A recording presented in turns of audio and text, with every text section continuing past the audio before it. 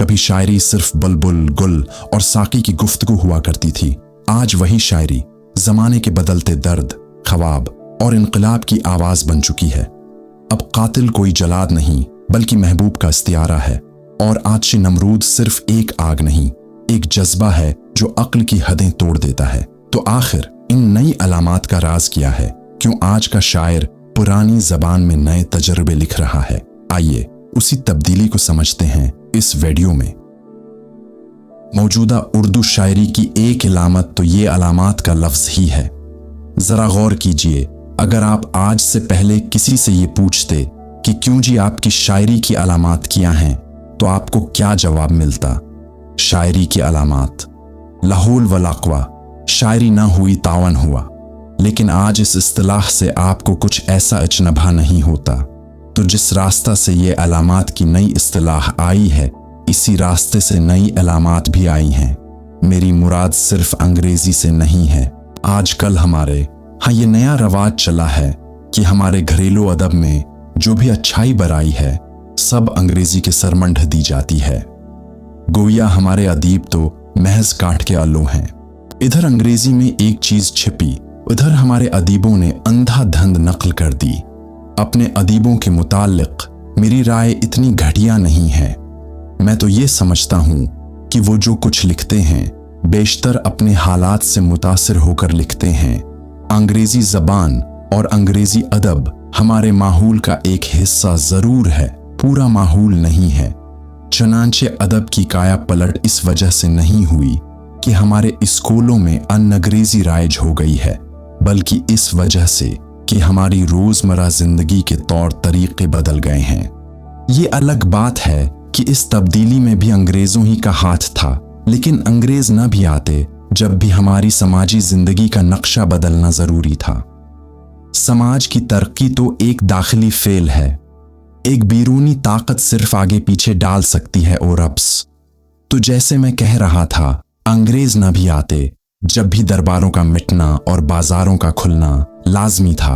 अलबत्ता इस अमल का वक्त मुमकिन है कुछ आगे पीछे हो जाता।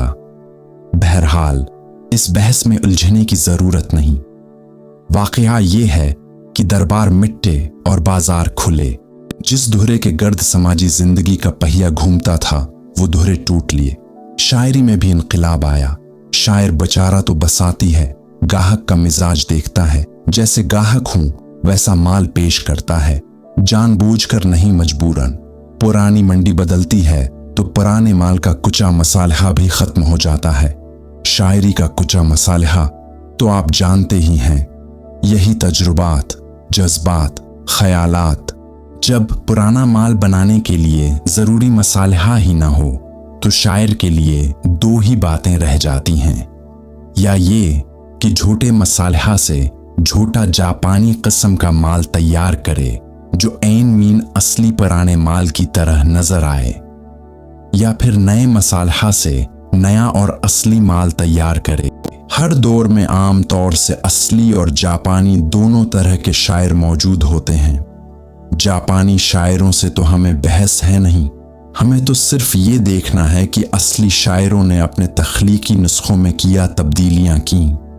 हमें इन नए शायरों को पूरे कलाम से गरज नहीं, सिर्फ उस कलाम के एक हिस्सा से वास्ता है, यानी अलामात। अलामात से हम ऐसे इस्तारे मुराद लेते हैं जिन्हें शायर अपने बुनियादी तसव्वुरात के लिए इस्तेमाल करता है। जिस तरह हम किसी एक लफ्ज़ को इस्तिलाह करार देकर उसके ख़ास मानी मुकर्रर कर लेते हैं, ख्वाह उसका लग़वी मफ़हूम कुछ ही क्यों ना हो। इस तरह शायर अपने तजर्बात के इजहार में बाज़ अल्फाज को इस्तिलाहात करार दे लेता है। शायर और उसके सुनने वालों में एक मफाहमत सी हो जाती है कि जब शायर सफ़ाक कहे तो उसकी मुराद चंगेज़ खां से नहीं, अपने महबूब से है। पुरानी शायरी की अलामात तो आप जानते हैं, रकीब, दरबान, हाजिब, कातिल, जलाद, मुए कमर, तीर नज़र, गुल ओ बुलबुल, साकी ओ पीमाना, शमा ओ परवाना, कैस व लैली, फरहाद, वो शेरें वगैरह वगैरह। इनमें एक बात तो ये थी कि आम शायर उन्हें इलामात के बजाय मुस्तकिल मज़ामीन समझने लग गए थे। मिसलन शमा व परवाना या बलबुल व स्याद अपनी अपनी जगह मुस्तकिल मज़ामीन थे। उनका जिक्र करते वक्त ये ज़रूरी नहीं था कि शायर के ज़हन में उनका कोई बदल भी मौजूद हो। यूं कह लीजिए कि इलामात इजहार का ज़रिया नहीं, इजहार का मकसूद बन चुकी थी। आप जानते हैं अदब रियाजी नहीं है, इसमें कोई कलिया कादा सहीह नहीं हुआ करता, हर कादे को मुस्तस्नियात मिल जाती हैं। तो मैं ये कह रहा था कि पुरानी शायरी की अलामात आम तौर से मकसूद बालजात होती थीं। ये सही है कि नादानिस्ता तौर पर इनमें शायर के माहौल और कभी कभी उसके ज़ाती तजर्बात की झलक दिखाई दे जाती, लेकिन ये कहना बहुत मुश्किल है कि शायर के अपने जहन में उनके अवाखरा मफहूम के अलावा कोई और मजमून होता था या नहीं। मौजूदा शायरी में आम तौर से ये बात नहीं है। जब नया शायर कोई अलामत पेश करे, ख्वाह वो अलामत पुरानी ही क्यों न हो, तो उसके जहन में एक कम व बेश वाज़ेह बदल मौजूद होता है।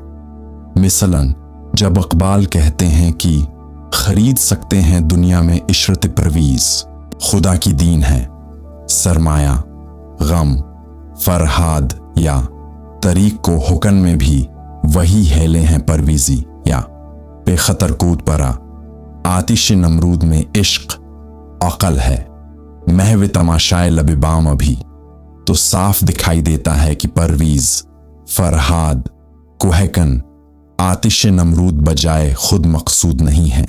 शायर के चंद ज़ाती तसव्वुरात की तर्जुमानी कर रहे हैं, ये पहली बात है। दूसरी बात यह है कि पुरानी अलामात बहुत बंधी हुई थीं। शायर अपने मखसूस तजर्बात के लिए नई अलामात घड़ने के बजाय यही सकाबंद अलामात इस्तेमाल करता था। इसका बड़ा फायदा ये था कि पढ़ने या सुनने वालों के लिए शेर का मफहूम समझना आसान होता था। किसी को ये ज़रूरत महसूस नहीं होती थी कि शायर का दीवान छूने से पहले शायर के दिमाग का एनालिसिस करे। चनांचा जब मिर्ज़ा मजहर जान जानान कहते, खुदा के वास्ते उसको न टोको, यही एक शहर में कातिल रहा है, तो किसी को इस ख्याल से तशवीश नहीं होती थी कि शहर में कोई जगादरी मुजरिम आंगहस्सा है। सब जानते थे कि बात क्या हो रही है, लेकिन मौजूदा शायरों की अलामात दिन बदन ज़ाती और दाखिली होती जा रही हैं। एक मुबालगा आमेज मिसाल मिराजी साहब का एक मसरा है जो अफसूस है, मुझे ठीक याद नहीं। कुछ ऐसा है, चल बड़ा आया कहीं का काला कलोटा कवा, गुस्सा ये है कि शायर की महबूबा सो रही है, सोने में काजल रखसार तक बहे आया है, और इस ढलके हुए काजल की सूरत कुछ कुएं की सी हो गई है। चनांचा शायर ने कुएं से ये काजल मुराद लिया है। जाहिर है इतनी दूर की कोरी लाना हर पढ़ने वाले के बस का रोग नहीं। बहरहाल अभी इस बात को तूल देने की जरूरत नहीं। पहले हमें ये देखना है कि पुराने शायरा की अलामात क्या थीं और मौजूदा शायरा ने इनमें किया तरमीम की है। पुराने शायरा की अलामात में गनवा चुका हूं, मौजूदा शायरा ने इनमें से बाज को तुर्क कर दिया है, बाज को नए मानी पहना दिए हैं, और बाज बिल्कुल नई अलामात इन पे इजाफा की हैं। जिन अलामात का खालिस दरबार ये जिंदगी से ताल्लुक था लेटती जा रही हैं। मिसलन रकीबों के जोड़ तोड़, हासिदों की रेशा दवानियां, हाजिबों और दरबानों की फिरौनियत महबूब महबूबा बन चुकी है या बन चुका है, जो भी सही हो। इसलिए उसके असलहा खाने भी हथियारों से खाली हो चुके हैं।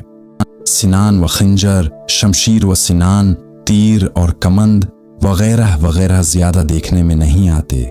आशिकी की दुनिया में डिसआर्मामेंट हो चुकी है। अब खुश और दूसरे इनकलाबी शायरों में शमशीर व सिनान लौट आए हैं, लेकिन उनकी शमशीर व सिनान का मफहूम और माहौल दूसरा है। वाइज और मुहतसब भी बरतरफ हो चुके हैं। सिर्फ जूश मलीह आबादी ने एक शेख जी को तेरांदाजी की मुश्क के लिए मुलाजिम रख छोड़ा है। अकबाल का मुला बिल्कुल दूसरी चीज है। وہ ایک مزاحیہ کردار نہیں جس کی جھوٹی پرہیزگاری پہ پھپتی کہی جاتی ہے۔ ایک سماجی ادارہ ہے جس سے اقبال کو نہایت سنجیدہ اختلافات ہیں۔ قوم کیا چیز ہے، قوموں کی امامت کیا ہے، اس کو کیا جانے یہ بیچارے 2 رکعت کے امام۔ علامات کے نئے مفہوم اور نئی علامات کا ارتقاء ہماری گزشتہ 40-50 برس کی سماجی زندگی کے مطابق ہوا ہے۔ اس عرصہ میں جو دور ہمارے سماجی تخیل پر گزرے ہیں، انہیں کا رنگ مختلف شعراء کے کلام پر نظر آتا ہے۔ حال ہی کے زمانے میں قوم کا دکھ سب مضامین پہ بھاری تھا، چنانچہ قوم شاعر کی محبوب ٹھہری۔ درد کے معنی درد دل کے بجائے قوم کا درد سمجھا جانے لگا۔ صاحب دل سے صوفی یا ولی اللہ کے بجائے دل کھول کر چندہ دینے والے مراد لیے جانے لگے۔ ذلت توقیر کے معنی محبوب کے دربار میں رسائی یا نارسائی کے بجائے اقتصادی خوشحالی یا بدحالی مقرر ہوئے۔ حالی کو قوم کی عزت سے زیادہ دلچسپی تھی اکبر کو قوم کی معاشرت سے، چنانچہ اکبر نے مغرب کے معاشرتی اداروں کے لیے علامات وضع کیں، صاحب، ہوٹل وغیرہ وغیرہ۔ ان میں کسی کے معنی ہیں بے دینی اور بے حیائی، کسی سے بے مروتی اور نخوت مراد ہے، کسی کے معنی گھریلو زندگی سے رکھائی اور بے تعلقی کے ہیں۔ قومی دور کے فوراً بعد ملک اور شاعری پر وطنی دور آیا۔ بلبل، صیاد، قفس، گلستاں، بہار، خزاں، ان سب استعاروں میں نئے معنی پیدا ہو گئے۔ قاتل اور سرفروش، زندان اور دار و رسن، ان سب میں نئے سرے سے جان آ گئی۔ صوفیانہ اور عاشقانہ علامات یکسر سیاسی ہو گئیں۔ اس دور میں اقبال کی شاعری پروان چڑھی۔ اقبال کا میدان وسیع بھی تھا اور اس کا بہت سا حصہ مشرقی شاعری کے لیے اجنبی بھی، لیکن انہوں نے نئی علامات وضع کرنے کے بجائے پرانی علامات میں نئی روح پھونکنا زیادہ مناسب تصور کیا۔ جیسا کہ آپ جانتے ہیں، اونا کی مرکزی علامت عشق ہے، جس سے جنسیاتی کشش نہیں۔ ایک ایسا خداداد اور اضطراری جذبہ مراد لیتے ہیں جو انسان کو سماجی اور اخلاقی ارتقاء کے لیے بے قرار رکھتا ہے۔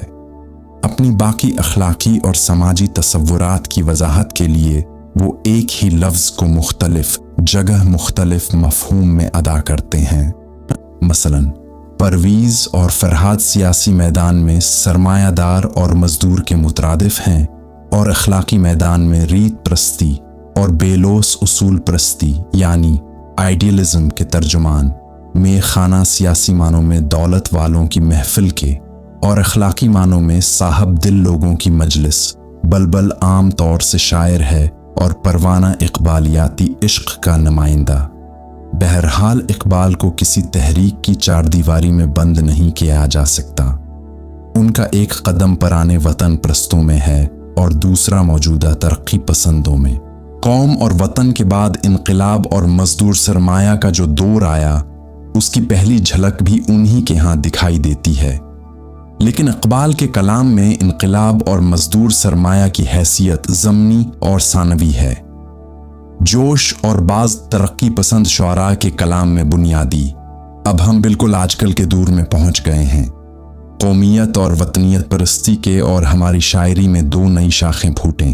ایک نئی قسم کی غنائی شاعری پیدا ہوئی، سب سے پہلے حسرت اور اس کے بعد اختر شیرانی، حفیظ جالندھری، جوش، جگر اور کئی ایک دوسرے شعراء نے حسن و عشق کو محض مضمون شعر کے طور سے نہیں، ذاتی تجربہ کے رنگ میں بیان کرنا شروع کیا۔ کئی ایک پرانے استعاروں میں نئے سرے سے جان آ گئی، کئی ایک نئی علامات پیدا ہوئیں۔ پسی پردہ، لب بام، شب ماں۔ حسن کتابی رسمی معنوں میں نہیں، لغوی معنوں میں استعمال ہونے لگے۔ معشوق ہزار شیوا، حسن پاک باز ہو گیا۔ موئے کمر اور تیرنزر کی مہوم تصورات کی جگہ ہجوم ریشم و کم خواب اور پیراہن، اس کا سادہ رنگین قسم کے محسوسات یا عکس میں سے شیشہ گلابی نے لے لی۔ عاشقی میں وہ غمی، درد و کرب کے بجائے جسمانی لطف و لذت کا ذکر ہونے لگا۔ اختر شیرانی نے سلمی کو موضوع شعر ٹھہرایا اور دیکھتے ہی دیکھتے न सिर्फ 20 सुलमाएं पैदा हो गईं, बल्कि उज़रा, ज़हरा, रेहाना, शेरें और इस नौ के कई नाम रिसालों में जगमगाने लगे। शराबुन वशार, सुरूर, वकीफ, ज़रतार, ज़रकार मुख्तलिफ कैफियतों और मुख्तलिफ चीज़ों के लिए इस तरह की बहुत सी रोमानी अलामात मरूज हुईं। एक तरफ ये मीठी लोरियां हो रही थीं, दूसरी तरफ इनकलाब की जंघाड़ें बुलंद हुईं। जोश मलीह आबादी और कई एक नौजवान शुअरा ने मौजूदा दौर के खिलाफ गम व गुस्सा का ज़हार और इनकलाब की आमद का ऐलान शुरू किया। बादल, बर्क, वराद, आंधी, जलजला, खून ये इनकलाब की अलामात ठहरें। शमशीर व स्नान, तेग व तफंग हुसैनों के नाज वो अदा के बजाय इनकलाब की बढ़ती हुई ताकतों के आलाकार करार पाए। उन दोनों तहरीकों में एक कमजोरी थी, वो ये कि एक ने आशिकी और दूसरी ने सियासियात के मसाइल को बहुत ही मुफरद और सलीस बना दिया था। जब आजकल का नौजवान अपने दिल पे या अपने माहौल पे नजर डालता है तो उसे दोनों जगह तरह तरह की उलझनें, तरह तरह की गथियां नजर पड़ती हैं, जिनके अजहार के लिए महज तराजम एक हजूम रेशम उकम ख्वाब है। सलमी या इनकलाब जिंदाबाद कह देना काफी नहीं। अगर वो आशिकी करता है तो उसे सिर्फ महबूबा के हुस्न और अपनी बेकरारी का एहसास नहीं होता। गम रोजगार, गुनाह का खौफ, जिस्म की तशंगी, रूह की तुन्हाई, अपनी बेबजाती का एहसास और उसकी कई तरह की बातें उसमें शामिल होती हैं। समाज और इनकलाब पर गौर करता है तो ये भी कुछ ऐसी सीधी बात मालूम नहीं होती। इसके अपने तबके का मुस्तकबल मुख्तलिफ समाजी क़ुव्वतों के बाहमी दाव पीच, बेन अल-अक़वामी मेहराबाजी और कई एक ऐसे इल्झाव दिखाई देते हैं। चनांचा शुरा की नई पोद उन पेच दर पेच उलझनों को शार में ढालने के लिए बिल्कुल नई अलामात की फिक्र में है। इनमें से बाज की अलामात इतनी दाखिली हो गई हैं कि सिवाय उनके दूसरों की समझ ही में नहीं आते। इसकी एक मिसाल मैंने शुरू में अर्ज की थी, लेकिन लिखने वाले और पढ़ने वाले के तजुर्बात में कोई बात जरूर मुश्तरक होनी चाहिए, वरना जाहिर है कि शार का पहला मकसद यानी तर्जुमानी, कम्युनिकेशन फौत हो जाएगा। ये जब ही हो सकता है कि शायर की अलामात ऐसी दोराजगार ना हो कि पढ़ने वाला इन्हें किसी तजुर्बा या तसव्वुर से मुताल्लिक ही न कर सके। चनांचा बाज शुअरा ने एक दरमियानी रास्ता अख्तियार किया है, यानी उनकी अलामात दाखिली और तमसीली ज़रूर हैं, लेकिन बैद इस क़ियास भी नहीं। इनमें राशिद गालिबन सबसे ज़्यादा कामयाब है। तीसरे गरवा में वो शुअरा हैं जो अपने को तरक्की पसंद कहते हैं। इनमें मजाज, मखदूम, जाफरी वगैरह के नाम काबिल ज़िक्र हैं। ये लोग शायरी को आम फहम और सलीस बनाना चाहते, इसलिए अव्वल तो उनके यहाँ अलामात की ज़्यादा भरमार नहीं, और जो अलामात हैं रोज़मर्रा के करीब हैं। आखिर में मौजूदा दौर की उस नई शायरी का मैं सिर्फ एक नमूना पेश करना चाहता हूँ ना। एम राशिद की नज़म है जिसमें मस्जिद के मीनार को आली हिम्मती और बुलंद ख्याली की अलामत करार दिया गया है। जाग ए शमा शबिस्तान वसाल, महफिल ख्वाब के इस फर्श तरब नाक से जाग, लज़हत शब से तेरा जिस्म अभी चूर सही, आमरी जान मरे पास दरीचे के करीब, देख किस प्यार से अनवार सहर चौमते हैं, मस्जिद शहर के मीनारों को जिनकी रफ़ात से मुझे अपनी बरसों की तमन्ना का ख्याल आता है।